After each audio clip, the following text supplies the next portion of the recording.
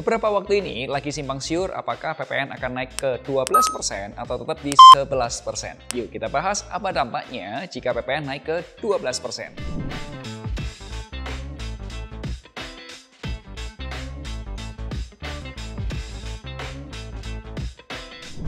Hai, ketemu lagi nih bersama saya Melvin Mumpuni. Bulan ini kita lagi hangat nih membahas kepastian.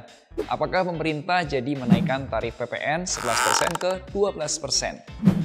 Kenapa sih kok kenaikan tarif PPN ini penting? Karena gini, kenaikan PPN itu dampaknya sangat luas. Setiap orang deh, dari yang paling atas, menengah, miskin, itu semua akan terdampak dengan kenaikan PPN. Nah, saya akan bahas menjadi 3 bagian supaya kamu lebih paham nih. Pertama, kita bahas dulu mengenai PPN dan bedanya dengan pajak penghasilan, karena biasanya kecampur kan. Kedua, kita bahas nih dampak seandainya PPN tuh naik ke 12%. Dan terakhir, jadinya naik atau enggak sih sebenarnya? Yuk, kita mulai. Jadi banyak orang itu masih menyamakan antara PPN dan pajak penghasilan. Sebenarnya keduanya itu berbeda banget. Misal, kamu mau beli rumah nih, harganya 1 miliar. Terus ada PPN 11%. Maka PPN yang harus dibayarkan adalah 110 juta. Paham kan ya? 11% kali 1 miliar. Berarti berapa yang harus kamu bayarkan? 1 miliar 110 juta rupiah. Wah, Vin, kalau gitu beli rumahnya pantesan mahal dong ya? Ya, tapi untungnya pemerintah lagi kasih diskon. Katanya sampai 50% nih PPN-nya. Nah, untuk rumah sampai akhir bulan Desember 2024. Lumayan kan ada diskon free PPN. Makanya di event kemarin waktu di Surabaya bersama Klaska Residence dari grupnya Mas dan juga event di Perumnas bersama PTN Prioritas, saya menyampaikan jika memang ingin beli properti ya baik untuk tinggal sendiri atau juga untuk investasi, ya sekarang ini saat yang tepat sampai dengan akhir Desember 2024. Mumpung masih ada diskon PPN. Tadi itu contoh PPN. Nah, kalau pajak penghasilan, gampangnya gini deh. Kamu punya penghasilan berapa, penghasilan bulanan, misal dari gaji atau juga omset penjualanmu, dipotong sesuai dengan tarif pajak tertentu. Itu pajak penghasilan. Nah, lengkapnya berikut ini tabel perbedaan PPN dan pajak penghasilan. Pertama nih, dari objek pajaknya. Pajak penghasilan itu mengacu pada penghasilan wajib pajak. Contohnya apa? Ya tadi, kalau kita punya penghasilan dari gaji, ya dipotong pajak gitu. Nah, kalau PPN itu mengacu pada proses produksi sampai distribusi. Jadi produksi sampai distribusi. Barang itu termasuk produk yang bergerak maupun yang tidak bergerak. Contohnya tadi cerita ketika mau beli rumah dikenai PPN 11%. Berikutnya, siapa yang dikenai PPh? Nah, ya kita-kita ini wajib pajak yang memiliki penghasilan. Kita sebagai individu kena pajak penghasilan. Perusahaan dari UMKM sampai perusahaan besar pun juga kena pajak penghasilan. Cuma beda tarifnya aja. Kalau PPN siapa yang kena? Yang bayar PPN ya adalah pembelinya. Lalu bagaimana nih dengan jenis pajaknya? Kalau PPh tentu saja nih sudah sesuai dengan Undang-Undang Perpajakan.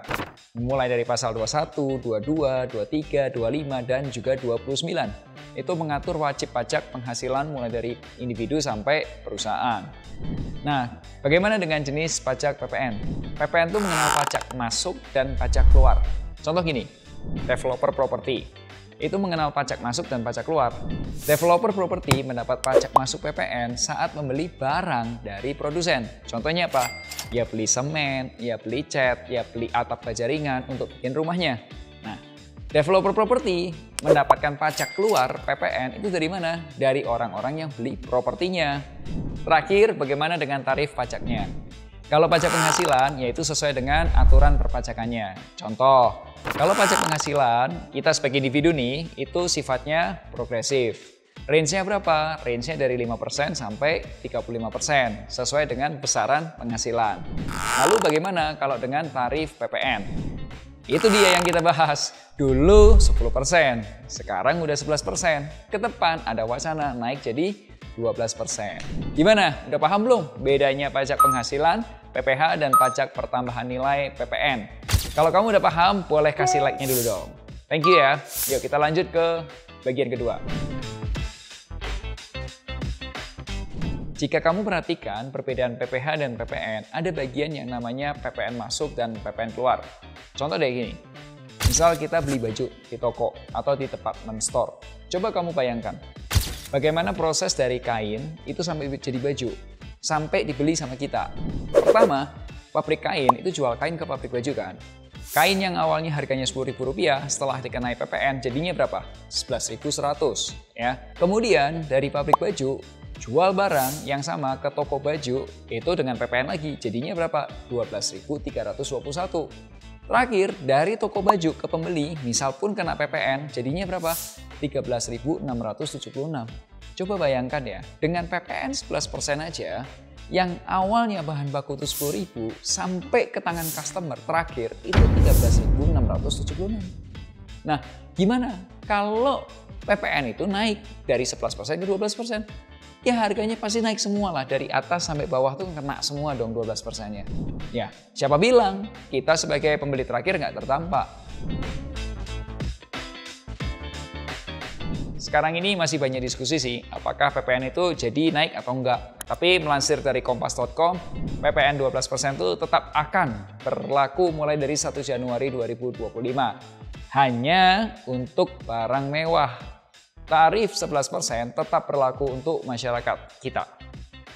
Barang-barang yang terkena PPN 12% adalah barang-barang mewah buatan dalam negeri ataupun impor dari luar negeri. Dan daftarnya lagi disusun oleh pemerintah. Lalu barang-barang yang terkena PPN 11% adalah barang-barang yang untuk masyarakat umum, ya yang non-mewah lah ya. Dan ada juga nih barang-barang yang tidak terkena PPN. Contohnya kebutuhan pokok, khususnya kebutuhan makanan lah ya. Beras, telur itu harusnya nggak kena PPN. Jasa pendidikan, jasa kesehatan, jasa perbankan, pelayanan umum, dan jasa pemerintahan. Tentunya kebijakan kenaikan PPN 12% ini ada pro dan kontra. Kementerian Keuangan, khususnya Ibu Sri Mulyani, tentu pro dong dengan kenaikan PPN 12%. Kenapa? Karena menurut Ibu Sri Mulyani perlu menaikkan jumlah penerimaan negara. Namun beberapa ekonom senior, salah satunya Pak Derajat Wibowo, beliau merasa kurang setuju dengan kenaikan PPN 12%. Karena apa? Melihat daya beli masyarakat yang masih lemah akibat dampak pasca COVID-19. Saya pribadi pun setuju dengan beliau. Di tengah-tengahnya ada Dewan Ekonomi Nasional di bawah komando Pak Luhut. Ya, beliau mengatakan setuju kenaikan PPN 12% untuk barang-barang mewah. Kenapa? Satu, ngimbangi kebutuhan penerimaan negara, tapi satu lagi tetap menjaga daya beli masyarakat. Nah, ini jadi jalan tengahnya sebagian yang naik. Tapi kalau kamu sendiri setuju nggak sih dengan kenaikan PPN 12% hanya untuk barang mewah? Silakan tulis pendapat kamu di kolom komentar. Oh ya, sekedar informasi, kamu juga dapat berkonsultasi mengenai investasi dengan perencana keuangan Finansialku. Caranya gampang banget, hubungi nomor berikut ini, boleh juga WhatsApp atau ke link berikut ini. Kamu boleh nanya-nanya dulu ke admin Finansialku, cara konsultasinya, harganya, apa yang didapat setelah konsultasi.